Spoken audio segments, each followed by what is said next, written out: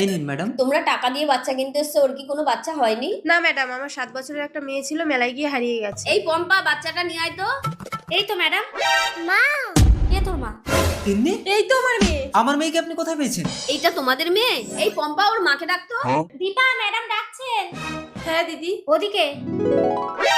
মইনা, দীপা তুমি? মইনা তুমি কি পাগল হয়ে গেছো? আমি তোমার দীপা। ওরা সবাই চক্রান্ত করে আমার মেয়েকে কিডন্যাপ করিয়েছে। তোকে আমার মতো দেখতে বলে তিন্নিকে আর আমাকে কিডন্যাপ করিয়ে আমার স্বামীর সাথে তুই সংসার করছিস। আচ্ছা, তুই যদি তিন্নির আসল মা হোস তাহলে আমাদের কাছে তিন্নিকে বিক্রি করছিস কেন? কারণ আমি চাই অন্তত মেয়েটা মইনাকের কাছে ফিরে যাক।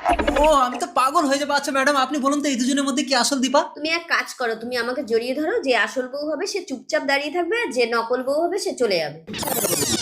ঠিক বলেছেন আপনি। চুপ করে দাঁড়িয়ে থাকি, না হলে নকল বউ হয়ে যাবে। অন্তত নিজের চোখে আমি এসব দেখতে পারবো না। চলে যাই। তার মানে তুমি আমার আসল দীপা? ভুল। প্রকৃত স্ত্রী কখনো নিজের স্বামী অন্য মেয়েকে জড়িয়ে ধরলে